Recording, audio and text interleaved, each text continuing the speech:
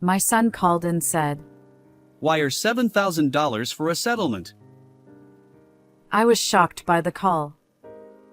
Apparently, his wife caused an accident while driving, injuring the other party.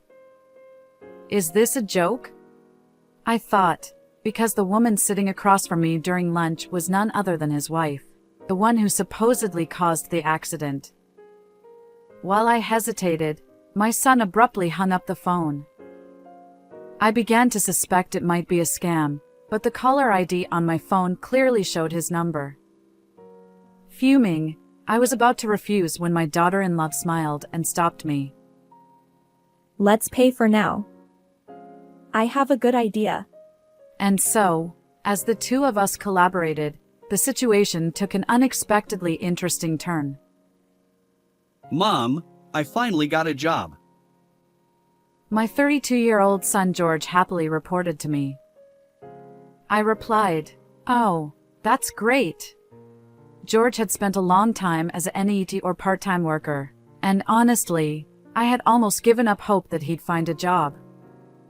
So, I felt a huge sense of relief. Eventually, he married Olivia, a woman he got close to at work. Despite being 2 years younger than George, she was responsible and had a pleasant personality. We never had any mother-in-law-daughter-in-law issues. Although George and Olivia didn't live with me, Olivia and I occasionally had lunch together. I thought, with a capable daughter-in-law and George having a respectable job, I can finally relax, but then. Before marrying Olivia, my son had a troublesome habit. Despite having no income, he was careless with money and impulsively bought whatever he desired. He even stole money from my wallet a few times. Why would you do such a thing? I sternly scolded him, trying to get an explanation. But my son just pouted and turned away, refusing to speak. Taking money from your parents' wallet, acting like a child even at this age, I couldn't help but cry, feeling embarrassed. Given that experience, I was a bit anxious about my son's married life with Olivia. Hey, Olivia. How is George doing? Is he causing you any trouble? Oh, not at all. I worried that he might take money from your wallet or do something wrong. Olivia assured me, flexing her arm as if to emphasize her point. It seems my son's household is under Olivia's capable management. Oh, that's a relief. With you, everything will be fine. I sighed, grateful that George had found a good wife. One day, while having our usual lunch together, my daughter-in-law and I were enjoying our meal. Suddenly, my phone buzzed in my pocket, and when I checked the screen, it displayed my son's name as the caller. Hello? George? What's going on? Why the sudden call? George's voice sounded urgent, and I braced myself for bad news. However, his next words plunged me into a whirlwind of confusion. "Listen carefully, Mom. Olivia had an accident while driving. What? The other party got injured, and they're really angry. They want us to pay $7,000 as a settlement." I glanced at the person sitting across from me, the bewildered expression on my daughter-in-law's face. George. "Anyway, if you can arrange the money, let me know right away. Bye." He hung up abruptly, leaving me stunned. After the call ended, I remained utterly bewildered, lost in thought. Olivia had an accident? But she's right here. I wondered if my son had misunderstood something, yet there was an odd tension in the air. Mom, are you okay? Olivia, wearing a puzzled expression, asked about the call from George. I don't fully understand, but it's serious. George claimed that you had an accident. What? I was completely overwhelmed by the situation and desperate to come up with money. Olivia calmed me down and listened to my story, but Olivia's confusion mirrored mine. What exactly is going on? I haven't been in an accident, and I'm not sure what George is talking about. She then rested her chin on her hand, deep in thought. Perhaps we should suspect a scam? Olivia suggested. But that voice was undoubtedly George's. Unless he suddenly caught a cold and sounded different. But he seemed fine this morning. If it's not him, then who? The phone number displayed on my mobile matched George's. Olivia and I exchanged puzzled glances, both lost in contemplation. After all, if you haven't been in an accident, then that $7,000 settlement demand must be a lie. What could such a large sum be needed for? I don't fully understand George's spending habits either. Olivia sighed. Well, when you see his room, maybe he'd waste it on something trivial. Olivia explained. What do you mean? Olivia then shared details about George's recent behavior, and my anger flared up. George did that? Unbelievable. I won't stand for it. I grabbed my phone, intending to call George and give him a piece of my mind. But Olivia gently stopped me with a smile. No need. Let's pay first. Why? I've got a plan. Olivia said, her eyes twinkling. Hearing her revenge scheme for George, I couldn't help but grin. That sounds intriguing. Let's teach him a lesson. Exactly. It's time to put him in his place. Olivia declared. And so, Olivia and I joined forces, ready to leave George speechless. 3 hours later, I pretended to be deceived and called my son back. I've got the $7,000 ready. Let's meet in person for the exchange. Wait a minute. I said to wire the money. No, it won't work that way. Nowadays, banks scrutinize large wire transfers.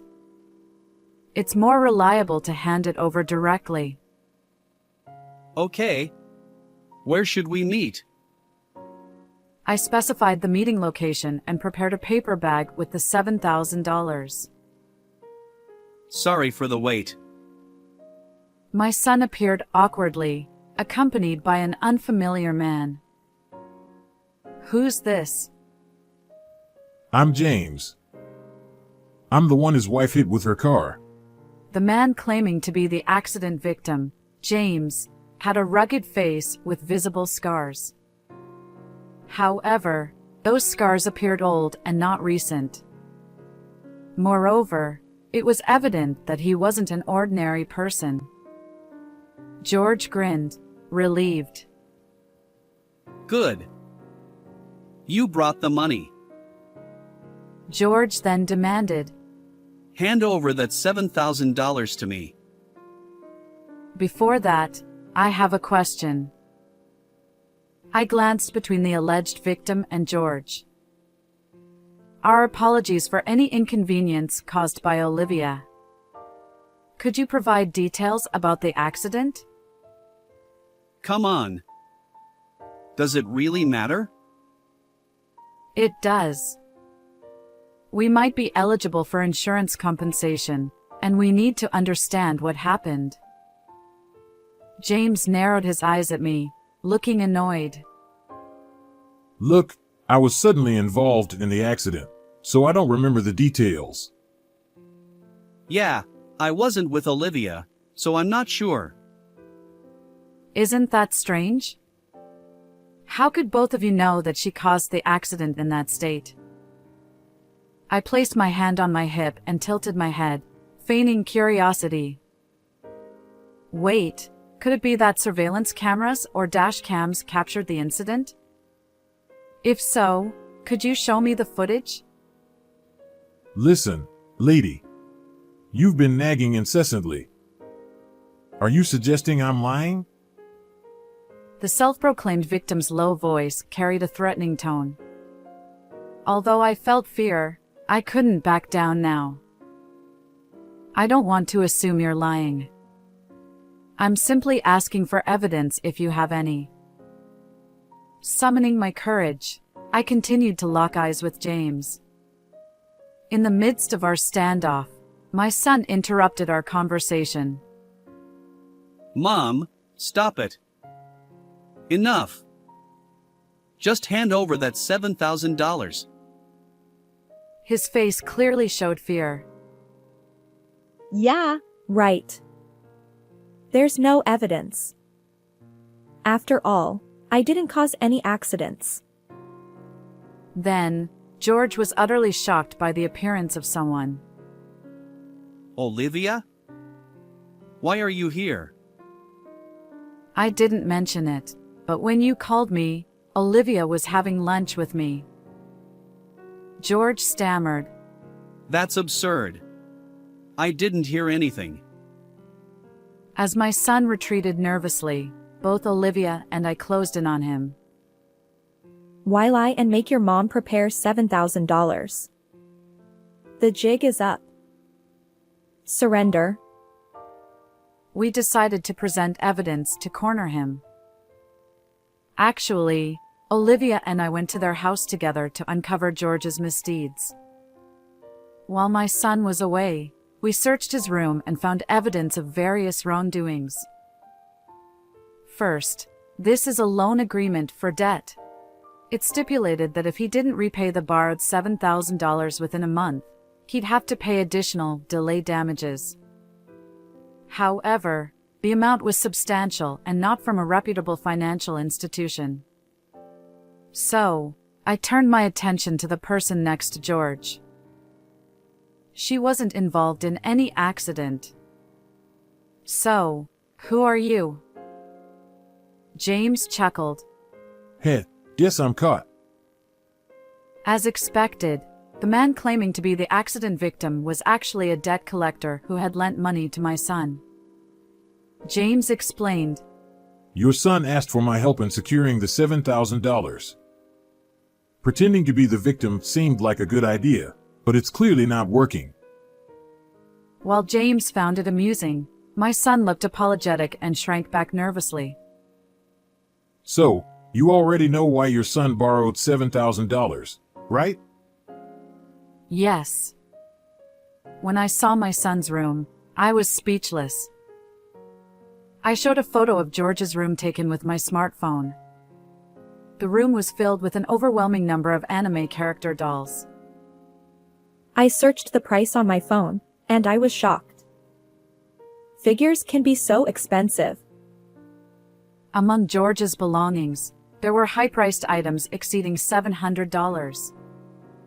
We also found receipts from when he purchased the figures, which served as evidence. As a parent, it's hard for me to say this, but my son is careless with money. His salary is entirely managed by his wife. Where would he find the money to buy such expensive things? If he stole from my wallet, I'd slap him immediately. We somehow understood the reason behind his debt, and my daughter-in-law and I were left dumbfounded by the trivial explanation. I knew about your hobby, but if it costs this much, I would have stopped you. Well, what else could I do? Figures are like works of art, once in a lifetime. If you don't buy them at that moment, you might never get such rare items. Olivia glared at our son with a mix of surprise and anger. George, on the verge of tears, desperately tried to justify himself. I understand that feeling.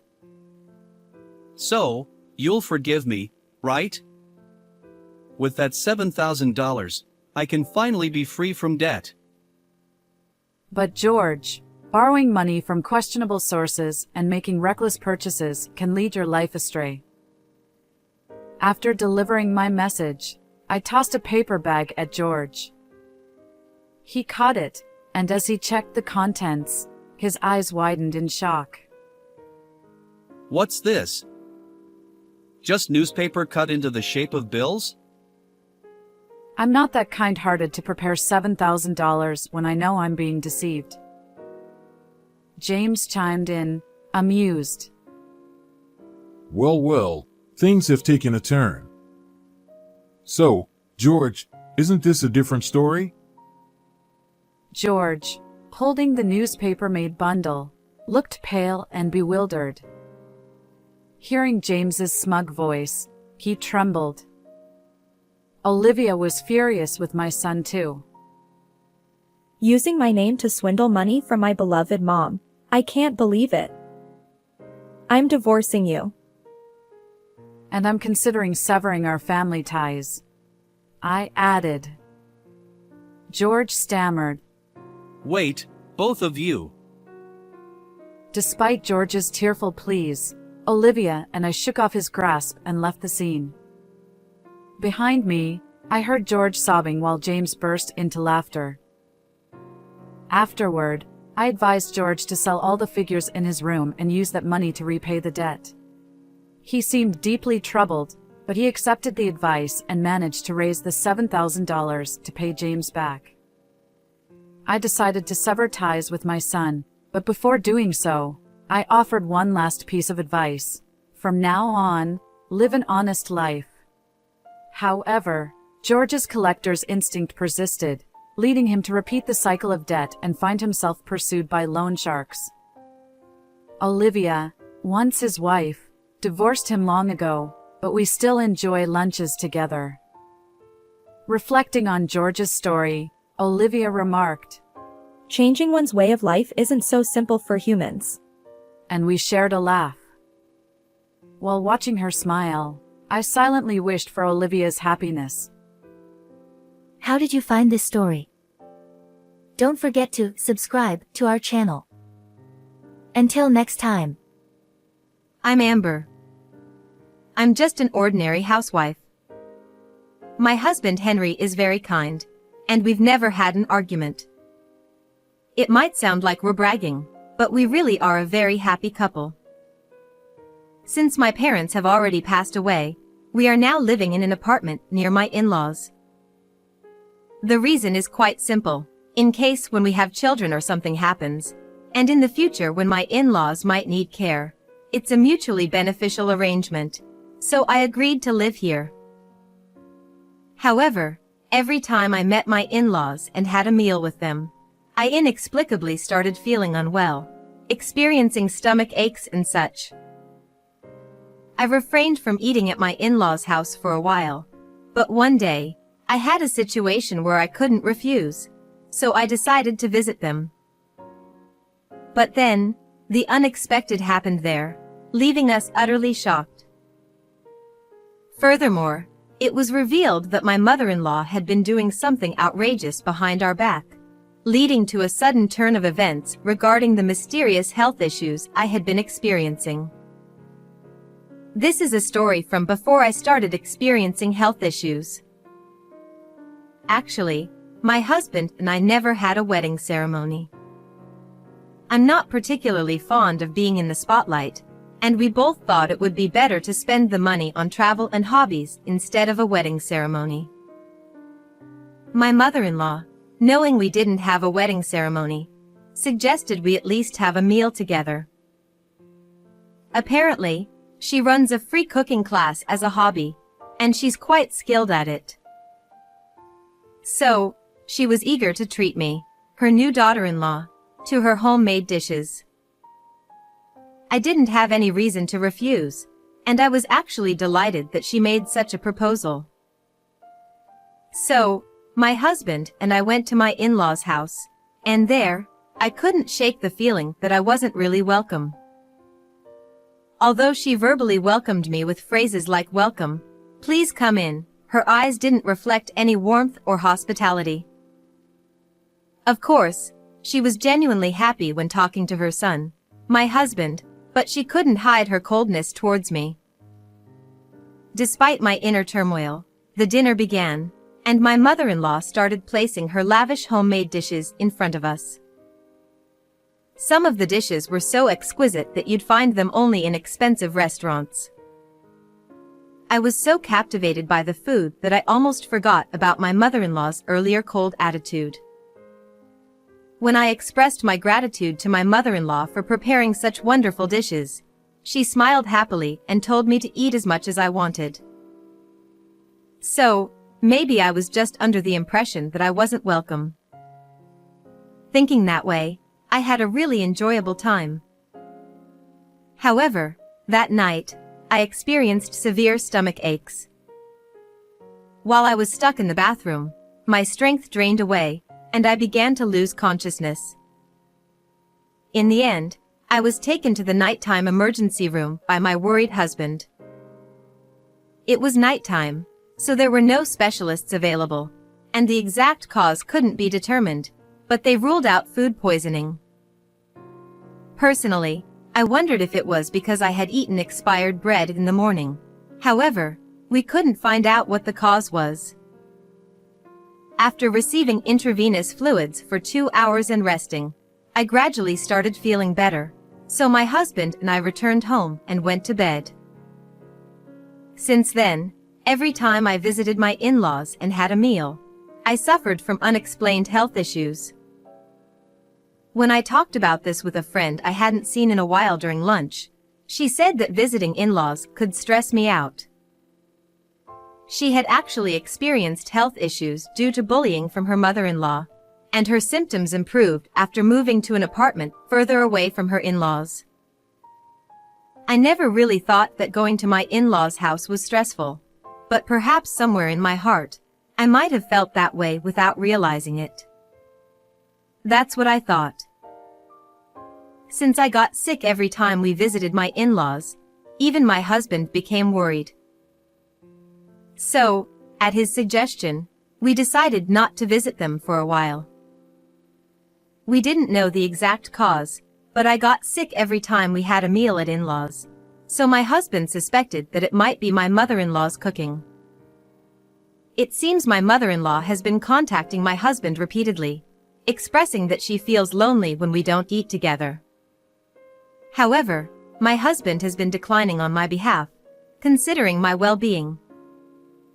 However, this time my husband came to me with a gloomy face, saying that he couldn't refuse. It was about attending the wedding announcement of my brother-in-law and his wife.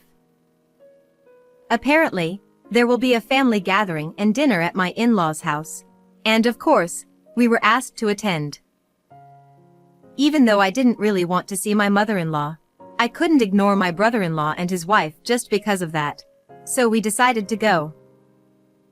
However, no one could have imagined that such a huge commotion would erupt during this dinner gathering. Still, my husband, who was concerned about my health, said he would tell his mother about me and I didn't have to eat anything. And then, the day arrived. My mother-in-law, as usual, greeted my husband with a smile, but I felt that her attitude towards me was even colder than before. When we were shown into the room, my brother-in-law and his wife were already there, chatting with my father-in-law. As my mother-in-law continued to serve her homemade dishes one after another, they looked as beautiful as ever and made you drool. No matter how many times I thought about it, I just couldn't figure out why I would get sick after eating such delicious-looking food. As soon as we sat down, my mother-in-law immediately urged me to eat. My husband quickly stepped in, saying, "Amber isn't feeling very well today." However, this didn't matter to my mother-in-law at all. She handed me a small plate of food and stared at me with a silent smile, as if saying, "You can eat at least this much, right?" I felt torn and didn't know what to do. Upon hearing my husband's comment, "Amber, Thank you for coming even though you're not feeling well. We just wanted to say hello today, so if you start feeling unwell, please feel free to go home and rest. He was trying to protect me. It seemed my husband told my brother-in-law and his wife.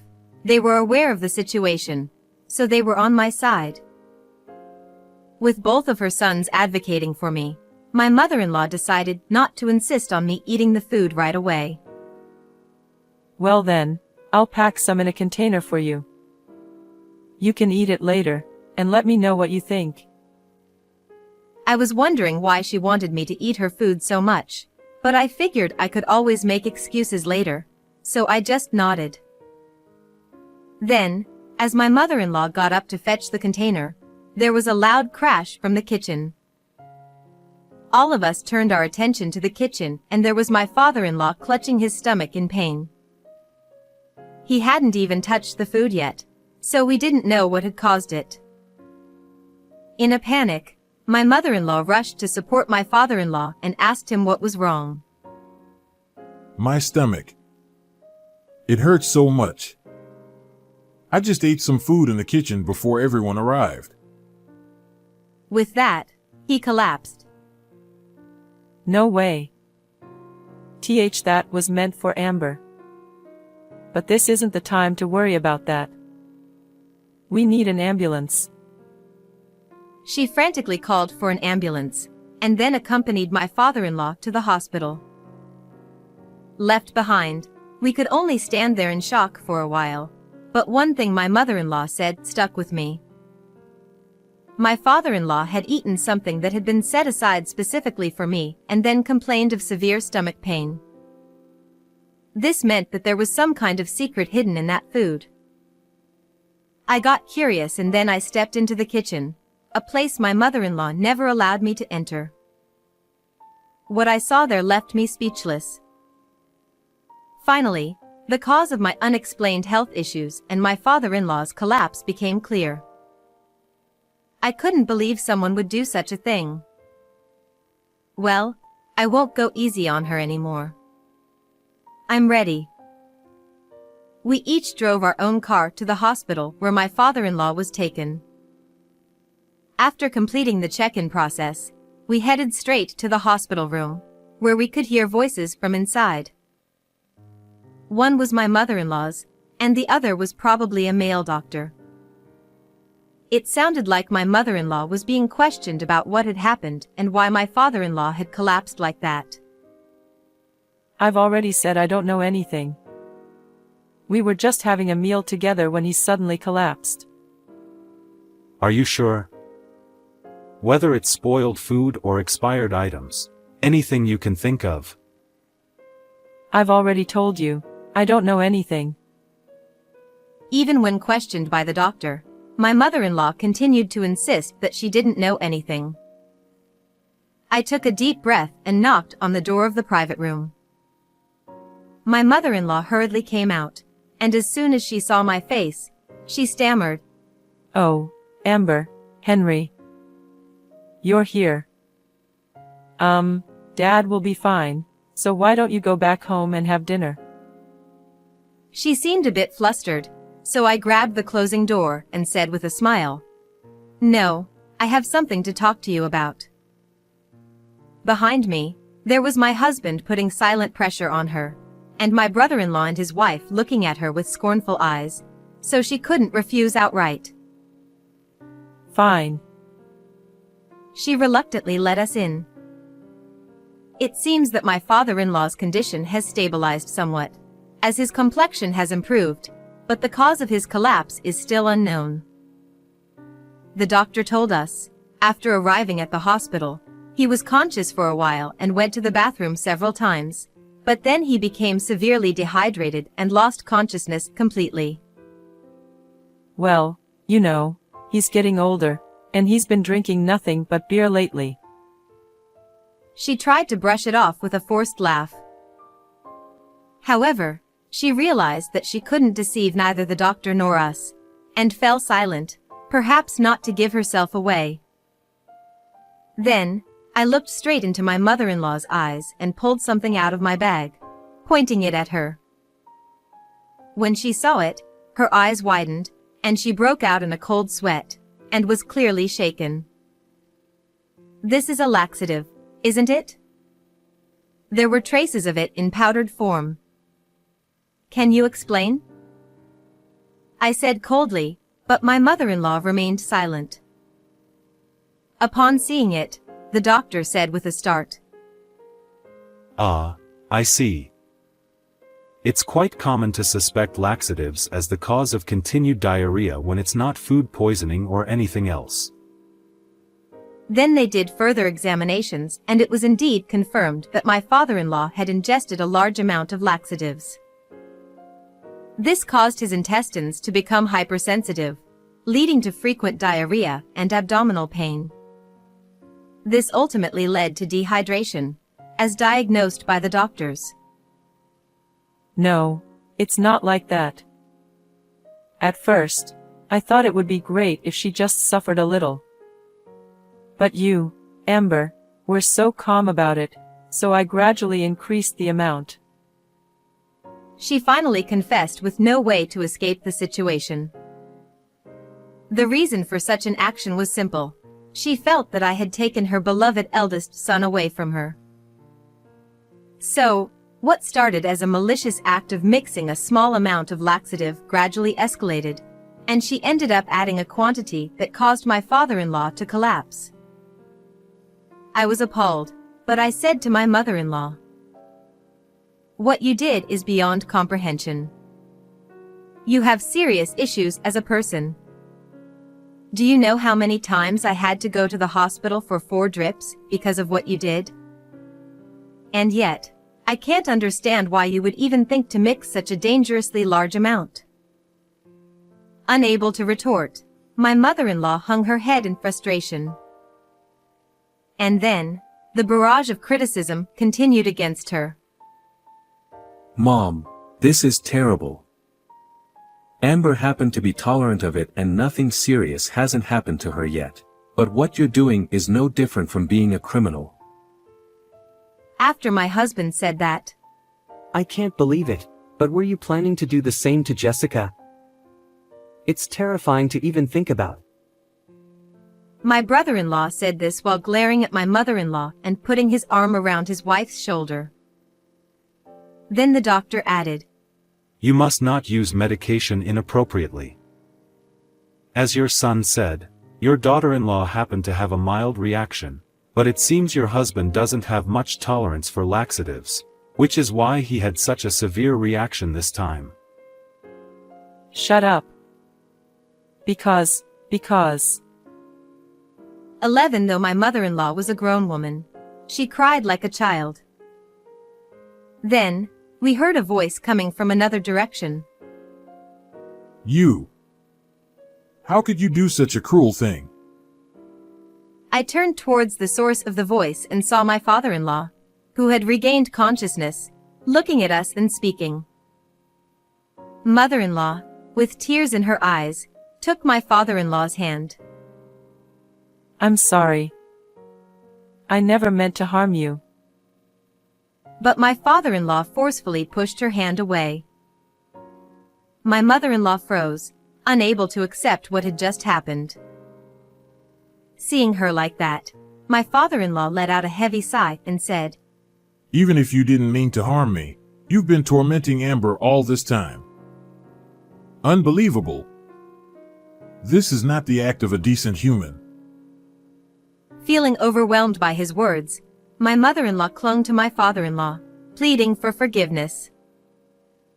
And to me, my mother-in-law said, I apologize for everything I've done. I won't ever do such a thing again. So please forgive me. If you forgive me, I'm sure everyone will be satisfied. Right. I couldn't help but smirk, thinking that this was probably just an act, and she wasn't truly reflecting on her actions. Haha. What are you saying now? I can't forgive you. Do you have any idea? I said, and then my husband stood beside me and continued.